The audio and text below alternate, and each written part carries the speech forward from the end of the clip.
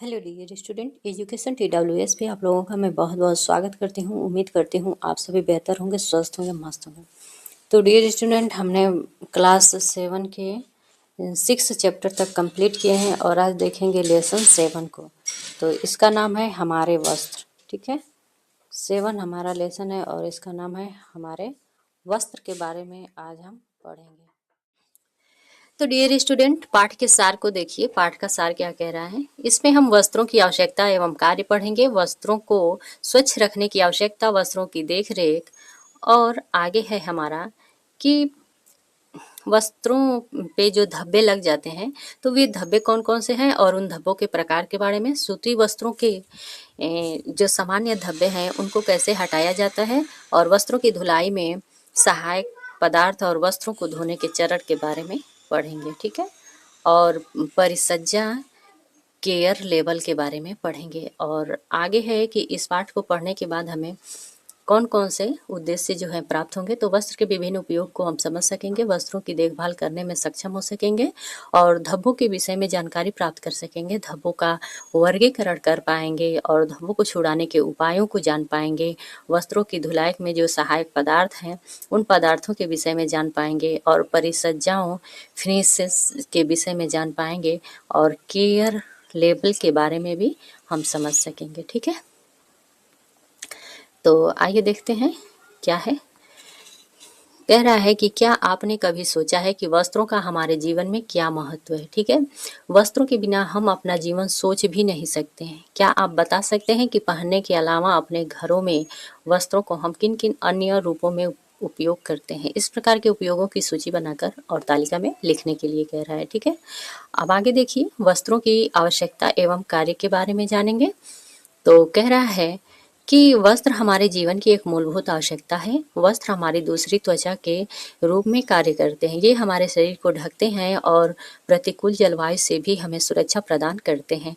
वस्त्र विभिन्न प्रकार के तंतुओं से बनाए जाते हैं। इन्हें मनुष्य जो है अपनी आवश्यकता अनुसार काट कर, सिलवा कर पहनते हैं। ठीक है, जिन्हें हम वस्त्रों की आवश्यकता और उसके कार्य कहते हैं।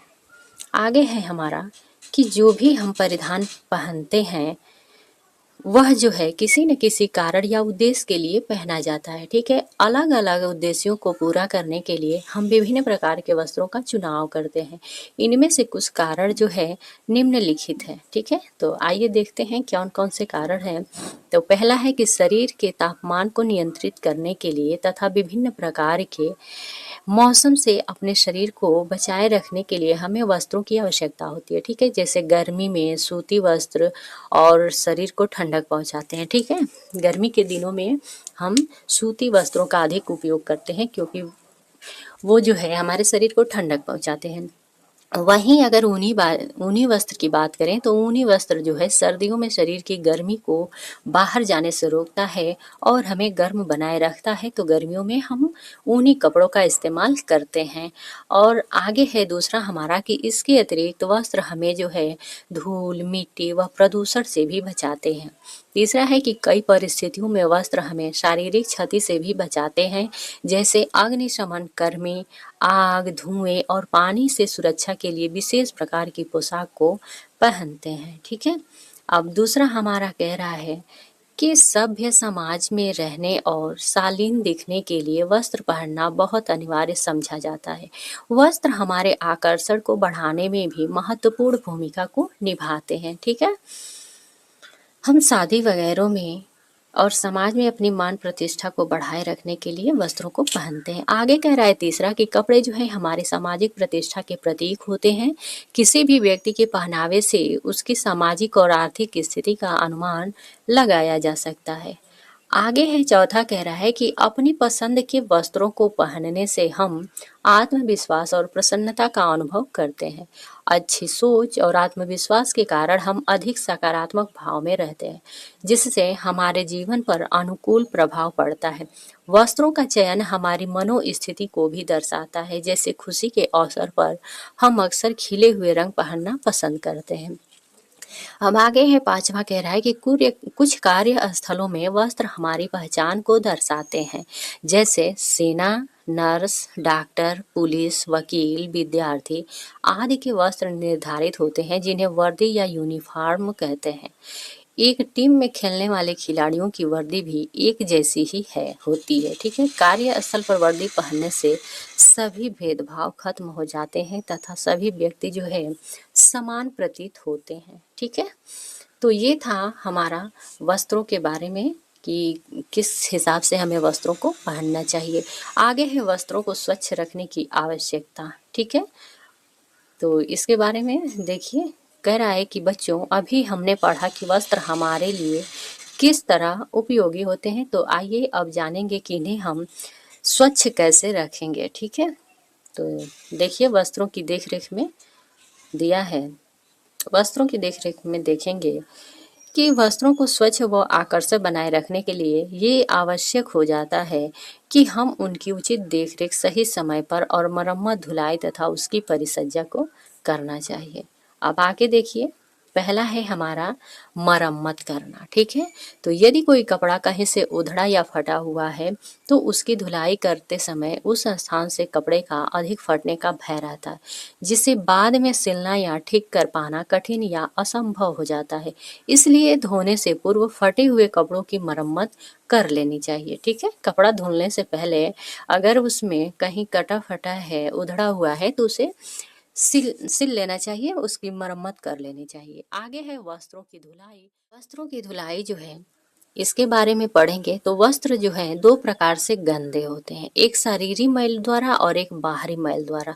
ठीक है, दो प्रकार से गंदे होते हैं। ये देखिए, शारीरिक मैल के द्वारा, ये बाहरी मैल द्वारा गंदे होते हैं। ठीक है, तो आइए आगे देखते हैं क्या कह रहा है। आगे है कि विभिन्न प्रकार की गंदगी से वस्त्रों पर कई प्रकार के धब्बे लग जाते हैं। तो आइए धब्बों को हटाने के नियम तथा वस्त्रों की धुलाई में सहायक होने वाले पदार्थों के विषय में अब हम आगे जानते हैं। ठीक है, तो रुक जाइए।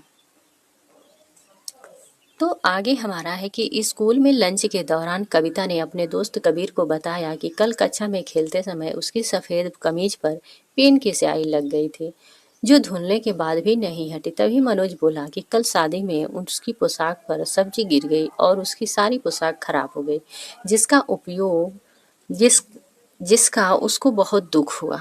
क्या आपके पास साथ भी कभी ऐसा हुआ है? प्रायः यही देखने में आया है कि चाहे हम कितनी भी सावधानी क्यों न बरतें, कभी न कभी जो है कपड़ों पर कुछ न कुछ निशान तो पड़ ही जाते हैं। इन्हें दाग या धब्बे कहते हैं। ठीक है, तो वस्त्रों पे लगे दाग यदि शीघ्र उतार दिए जाएं तो भी जल्दी छूट जाते हैं और कपड़ों पर अपना निशान भी छोड़ते नहीं हैं। ठीक है, जल्दी से धुल देंगे, दाग लगा तुरंत साफ कर देंगे तो धब्बे नहीं पड़ेंगे। परंतु यदि उन्हें तुरंत साफ न किया जाए तो उन्हें उतारना कठिन हो जाता है और इससे कपड़े पुराने और आकर्षणहीन लगते हैं। ठीक है, अब आगे है कि किन किन चीज़ों से हमें धब्बे दिखा पड़ जाते हैं। ठीक है, तो वनस्पति धब्बे कौन कौन से होते हैं? तो डियर स्टूडेंट, चाय हो गया, काफ़ी, फल, सब्जियां आदि, ये जो है वनस्पति धब्बे कहे जाते हैं। अब देखिए रंग के धब्बे, तो रंग रोगन, नेल पॉलिश, किसी अन्य कपड़े का रंग आदि होता है। जंग खनिज युक्त जो धब्बे होते हैं वो स्याही है, जंग है, दवाइयाँ हैं, कोल तार आदि है। वसा युक्त जो धब्बे होते हैं वो घी के धब्बे, तेल के धब्बे, मक्खन आदि जो है कपड़ों पे लग जाते हैं। प्राणीज धब्बे जो होते हैं वो खून है, अंडे हैं, मांस है, दूध आदि जो है प्राणीज धब्बे होते हैं। अन्य धब्बों में आपका पसीना आ जाएगा, नरम स्त्री आदि जो है आ जाएंगे। ठीक है, अब आगे हमारा कह रहा है कि ताज़ा धब्बे को हटाना आसान होता है। धब्बा जितना पुराना होता है उतना ही हटाना मुश्किल हो जाता है। दूसरा है कि वस्त्रों की संरचना के अनुकूल ही धब्बे छुड़ाने वाले पदार्थ का चयन करना चाहिए। आगे है कि रंगीन वस्त्रों को धब्बे से मुक्त करने से पहले उसके किसी कोने को पानी में भिगोकर देखना चाहिए कि कपड़े का रंग निकलता है या नहीं। अगर रंग कच्चा है तो उस पर ऐसी वस्तुओं का उपयोग करना चाहिए जिससे वस्त्र को किसी प्रकार की क्षति न पहुंचे। ठीक है, अब आगे देखिए क्या कह रहा है। आगे हमारा चौथा है कि यदि आप नहीं जानते हैं कि धब्बा किस प्रकार का है तो गर्म पानी का उपयोग भूल कर भी नहीं करना चाहिए। इसका कारण यह है कि गर्म पानी के उपयोग से जीवीय धब्बे जो हैं पक्के हो जाते हैं। पांचवा है कि यदि एक विधि के साथ धब्बा न छूटे तो दूसरी विधि का प्रयोग करना चाहिए। छठा है कि ज्वलनशील पदार्थ जैसे पेट्रोल, स्पिरिट इत्यादि का प्रयोग करते समय अग्नि सुरक्षा का प्रबंधन होना चाहिए। ठीक है, अब आगे देखते हैं। आगे है हमारा कि इन धब्बों को छुड़ाएं कैसे। तो अगर रक्त का धब्बा कपड़े पे लगा है तो ताज़ा धब्बा है तो ठंडे पानी से धो दीजिए। अगर पुराना धब्बा हो गया है, ज़्यादा दिनों का लगा हुआ है, तो कुछ देर के लिए नमक के घोल में भिगो दे, फिर रगड़ कर धो लीजिए। आगे है बाल पॉइंट पेन के धब्बे। तो कपड़े के दाग धब्बे वाले हिस्से के नीचे ब्लॉटिंग कागज रखें तथा मिथाइलेटिक स्पिरिट के साथ धीरे धीरे साफ कर दीजिए।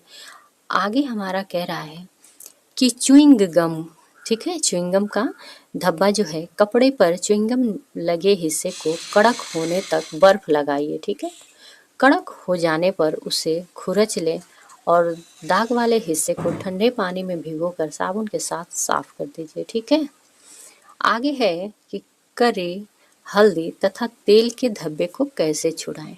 ठीक है, तो साबुन तथा पानी से अच्छी तरह धो दें और धूप में विरंजित करने के लिए टांग दीजिए। ताजे दाग धब्बों के नीचे ब्लॉटिंग पेपर रखें और उसे इस्त्री कर दें। उसके बाद कपड़े को साबुन के पानी से धो दीजिए। पुराने अगर धब्बे हैं तो पुराने धब्बों को जेवेल के पानी में कुछ देर के लिए भिगोकर दाग हटा दीजिए। ठीक है, हटा सकते हैं इस तरीके से। नेक्स्ट है हमारा स्याही का धब्बा। तो ताज़ा धब्बा पानी और साबुन से हटाया जा सकता है। पुराने धब्बे को हटाने के लिए दाग धब्बे वाले भाग पर नींबू का रस, दही और नमक लगाएं और बाद में साबुन से धोकर साफ कर दें। आगे है लिपस्टिक का धब्बा। तो दाग को मिथाइलेटिक स्पिरिट में कुछ देर के लिए भिगो दें और साबुन तथा पानी से धो दें। दाग को ग्लिसरीन से रगड़ें और फिर साबुन से धो दें। आगे है कि पेंट और पॉलिश के जो धब्बे हैं वो केरोसिन तथा तारपीन के तेल से अच्छी तरह रगड़कर साफ कर लें।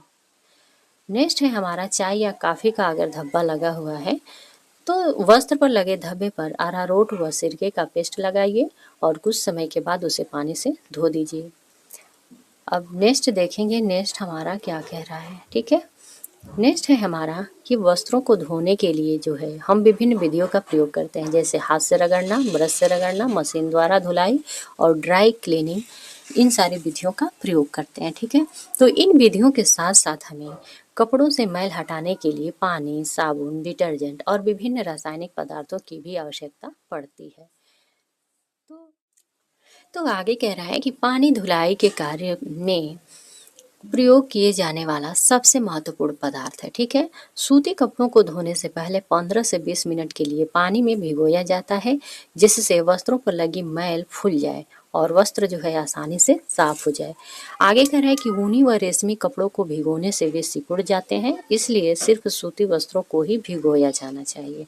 ऊनी और रेशमी कपड़ों को नहीं भिगोना चाहिए। ठीक है, दूसरा देखिए, दूसरा क्या कह रहा है कि साबुन में वस्त्रों को साफ करने के सभी गुण होते हैं। ठीक है, तो इसमें जो है साबुन जो है कठोर जल में प्रयोग किए जाने पे वो व्यर्थ हो जाता है, क्योंकि कठोर जल में जो है वो झाग नहीं बनता है। ठीक है, साबुन में क्षार होने के कारण इसे हर प्रकार के वस्त्र के लिए प्रयोग नहीं किया जा सकता है। तीसरा हमारा कह रहा है कि आज के युग में साबुन की जगह डिटर्जेंट्स का उपयोग अधिक किया जाता है। ये साबुन की अपेक्षा कम मात्रा में प्रयोग होते हैं। ये हाथों और कपड़ों को क्षतिग्रस्त नहीं करते तथा कठोर जल में भी आसानी से प्रयोग किए जा सकते हैं। ठीक है, ये डिटर्जेंट के बारे में बता रहा है। और आगे है कि यह सभी प्रकार के वस्त्रों को धोने की क्षमता रखते हैं तथा इनको खंगालना आसान हो जाता है। ठीक है, तो ये था डिटर्जेंट है। और आगे जो है ये साबुन के बारे में दूसरा था, और इससे पहले हमने पढ़ा था कि उसके पानी के बारे में पढ़ा था। ठीक है, पहले हमने पानी के बारे में पढ़ा, उसके बाद से दूसरा हमने साबुन के बारे में और तीसरा डिटर्जेंट के बारे में। अब डिटर्जेंट के बाद हमारा है विभिन्न प्रकार के जो और अन्य होते हैं उनके बारे में देखिए क्या कह रहा है। रेशमी व ऊनी वस्त्रों की धुलाई में सिरका एक महत्वपूर्ण पदार्थ है, ठीक है। वस्त्रों को धोने के बाद पानी में कुछ बूंद सिरका डालकर निकाला जाता है, जिससे रंगीन रेशमी और ऊनी वस्त्रों में चमक आ जाती है। सिरके का प्रयोग क्यों किया जाता है? चमक लाने के लिए, ठीक है। आजकल तो वैनिस जो है, वैनिस नहीं रहता है, कपड़ा धुलने के बाद वैनिस थोड़ा डालिए तो वो सब वही होता है। आगे है कि नाजुक और महंगे वस्त्र जैसे रेशम, ऊन आदि का क्षार के प्रयोग से खराब होने का भय रहता है, इसलिए इन्हें कम क्षार वाले विशेष पदार्थों से धोया जाता है, जो कि बाजारों में आसानी से मिल जाते हैं। नेक्स्ट हमारा है कि सफ़ेद सूती कपड़े धोने के बाद उन पर थोड़ा पीलापन आ जाता है, ठीक है। इसी पीलेपन को दूर करने के लिए हम नील, ब्लीच और सफ़ेदी लाने वाले पदार्थ जो ऑप्टिकल ब्राइटनर है, इसका हम प्रयोग करते हैं या किया जाता है, ठीक है। और देखिए आगे है कि आजकल बाजार में जो है कई विशेष पदार्थ भी उपलब्ध हैं, जिनका प्रयोग कपड़ों में कड़कपन लाने के लिए, सफ़ेदी लाने के लिए, रोगाणु मुक्त करने के लिए, दाग धब्बों को उतारने के लिए आमतौर पर किया जाता है, ठीक है। और नेक्स्ट है हमारा कि सूर्य की किरणें प्राकृतिक रूप से कपड़ों में चमक लाने का काम करती है, इसलिए सफ़ेद सूती कपड़ों को कुछ देर धूप में सुखाया जाना चाहिए, ठीक है। धूप भी चमक लाने का काम करता है। आगे है कि धोने के पश्चात कपड़े के रेशे जो है खुरदुरे हो जाते हैं, ठीक है। फैब्रिक कंडीशनर, सॉफ्टनर के प्रयोग से ये मुलायम और खुशबूदार हो जाते हैं, ठीक है। और आगे देखिए क्या है, फिर हमारा नेक्स्ट है कि पहला कह रहा है कि सूती वस्त्रों को पानी में भिगोने से उनकी मैल जो है फूल जाती है और वस्त्र जो है आसानी से साफ हो जाते हैं। रेशमी और ऊनी वस्त्रों को भिगोने की आवश्यकता नहीं होती है। दूसरा है कि सूती वस्त्रों पर किसी भी प्रकार के साबुन का प्रयोग किया जा सकता है, परंतु रेशमी और ऊनी वस्त्रों पर हल्के क्षार वाले पदार्थों का ही प्रयोग करना चाहिए। तीसरा हमारा कह रहा है कि सूती वस्त्रों पर तापमान का कोई प्रभाव नहीं पड़ता है, परंतु जो ऊनी और रेशमी वस्त्र होते हैं उन वस्त्रों पर पानी का अधिक और तापमान हानि भी पहुंचा सकता है। आगे चौथा है कि सूती वस्त्रों को रगड़ कर धोया जा सकता है, परंतु रेशमी ऊनी वस्त्रों को हल्के दबाव द्वारा धोना चाहिए। पांचवा है हमारा कि सफ़ेद सूती, एक सेकंड, पांचवा है हमारा कि सफ़ेद सूती वस्त्रों में चमक और सफ़ेदी लाने के लिए नील का प्रयोग किया जाता है, किंतु ऊनी और रेशमी वस्त्रों में नील की कोई आवश्यकता नहीं होती है। छठा है कि सूती वस्त्रों में कड़कपन लाने के लिए मांड लगाई जाती है और रेशमी वस्त्रों में गोंद के घोल का प्रयोग किया जाता है। आगे है कि ऊनी तथा रेशमी वस्त्रों में चमक लाने के लिए सिरके या नींबू के रस का प्रयोग किया जाता है। आगे आठवां देखिए क्या कह रहा है कि मजबूत होने के कारण सूती वस्त्रों को निचोड़ा जा सकता है, परंतु रेशमी और ऊनी वस्त्रों से शोषित जल को हल्के दबाव के द्वारा निकाला जाना चाहिए। नौवां है कि सफ़ेद सूती वस्त्रों को धूप में भी सुखाया जा सकता है, परंतु अन्य प्रकार के वस्त्रों को उल्टा करके छाया में सुखाना चाहिए। आगे है 10वां कि जब वस्त्रों में हल्की नमी रह जाए तब उन पर इस्त्री करनी चाहिए, ठीक है। तो ये सारी चीज़ें थी कि किन वस्त्रों को हम किस विधि के द्वारा अच्छे से उनकी देखभाल कर सकते हैं, और यही सारी चीज़ें थी। अब आगे है परिसज्जा के बारे में, ठीक है। तो कपड़ों या वस्त्रों पर किए जाने वाली प्रक्रिया है परिसज्जा, जो है कपड़ों और वस्त्रों पर किए जाने वाली एक प्रक्रिया है जो उसके रूप, व्यवस्था, स्पर्श आदि में परिवर्तन लाती है। इसका जो उद्देश्य है, यानी परिसज्जा का जो उद्देश्य है, वो कपड़े को अधिक उपयोगी और आकर्षक बनाना है। परिसज्जा से कपड़ों के रूप और गुणवत्ता में सुधार आ जाता है, ठीक है। ये देखिए क्या कह रहा है। आगे है कि आजकल मर्सरीकरण एक सामान्य प्रक्रिया है जो न केवल सूती कपड़ों पर बल्कि सिलाई के लिए भी प्रयोग होने वाले धागों पर भी की जाती है, ठीक है।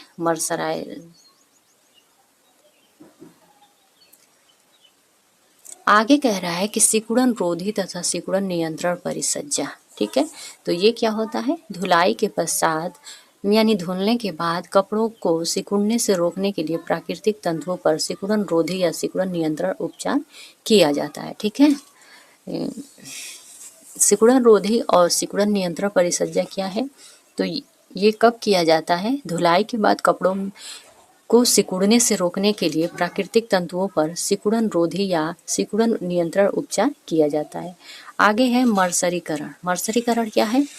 तो कह रहा है कि सूती वस्त्रों को मजबूत, चमकदार तथा अवशोषक बनाने के लिए सोडियम हाइड्रोक्साइड से उपचारित किया जाता है, जिसे मर्सरीकरण कहते हैं। ठीक है, धोएं और पहने। इस प्रक्रिया से कपड़ों में अधिक सिलवटें नहीं पड़ती और उनका रख रखाव आसान हो जाता है। इन्हें बिना इस्त्री या हल्की इस्त्री करके भी पहना जा सकता है। आगे है मांड अथवा कलफ देना। ठीक है, तो मांड का प्रयोग सामान्यतः उच्च गुणवत्ता, हल्के भार व ढीली बुनाई वाले तंतुओं के लिए किया जाता है, जैसे कि सूती वस्त्र हो गया, मलमल हो गया, पापकिन, कैमरिक इत्यादि। इन कपड़ों में जो है किए जाते हैं, माड़ अथवा कलफ लगाए जाते हैं। तो देखिए इनके लाभ क्या क्या होते हैं। तो लाभ में पहला हमारा क्या है, तो माड़ या कलफ लगाने से जो है कपड़े में चमक व नवीनता आ जाती है, कपड़े साफ और सुंदर दिखने लगते हैं। आगे है कि माड़ लगाने से कपड़े में कड़कपन आ जाता है और कपड़ों का आकार ठीक रहता है, जैसे कफ कॉलर। ठीक है, आगे कह रहा है कि माड़ लगाने से कपड़ा जो है जल्दी मैला नहीं होता, क्योंकि यह कपड़े पर धूल व गंदगी नहीं लगने देता। ठीक है, चिकनाहट रहता है। आगे है अग्निशामक कर्मियों द्वारा प्रयोग किए जाने वाले वस्त्रों को आग से बचाने के लिए की जाती है। ठीक है, जिसे फायर प्रूफ फिनिश वस्त्र होते हैं, ये देखिए फिगर में। और छाते, रेनकोट और बस्तों को जल प्रतिरोधक क्षमता प्रदान करने के लिए की जाती है, जिसे वाटर रेसिस्टेंट फिनिश कहते हैं। और बुलेट प्रूफ फिनिश जो है गोलियों से बचाने के लिए रक्षा कर्मियों एवं पुलिस कर्मियों के वस्त्रों पर की जाती है। ठीक है, तो इतने सारे ये बुलेट प्रूफ फिनिश है। ठीक है, तो ये रक्षा करने वाले होते हैं। फायर प्रूफ फिनिश जो कपड़े हैं ये अग्निशामक यानी अग्नि वालों को बचाते हैं।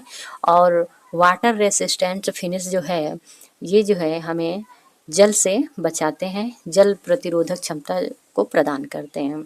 और बुलेट प्रूफ फिनिश जो है ये गोलियों से रक्षा करते हैं। ठीक है, अब आगे देखिए केयर लेवल के बारे में पढ़ेंगे। ठीक है, तो यह अनुदेश या लेवल कपड़े के सिरे के अंत या अंत में किनारों पर होते हैं। ठीक है, आपने कपड़ा खरीदते होंगे मार्केट से, तो उस पे जो लेवल लगे होते हैं, तो या तो वे लेवल कपड़े के सिर के जो शुरू होता है सिर के पास से वहाँ लगा रहता है, नहीं तो अंत में जो है लास्ट में कपड़े के किनारों पर लगा होता है। तो वस्त्रों की उचित देखभाल और रख रखाव के लिए लेवल को ध्यानपूर्वक पढ़ना बहुत ही आवश्यक होता है। ठीक है, ऐसे देख लीजिए, ऐसे लगे रहते हैं। ठीक है, ये दिया है, लगे रहते हैं, सभी ने देखा होगा, कपड़े खरीदे होंगे तो। ठीक है, अब आगे है देखिए कि कुछ केयर लेवल चिन्ह और उनके अर्थ भी हैं। ठीक है, तो इसमें कह रहा है कि मशीन की धुलाई की जा सकती है। तो देखिए ये जो चिन्ह बना रहता है ना, तो इससे क्या है कि आप मशीन में उसकी धुलाई कर सकते हैं। ठीक है, ये क्लास काफ़ी इम्पोर्टेंट है। ठीक है, अब आगे देखिए, अगर ऐसा चिन्ह बना है कपड़े पे लेवल पे, तो उन कपड़ों को जो है हम हाथों से धुल सकते हैं।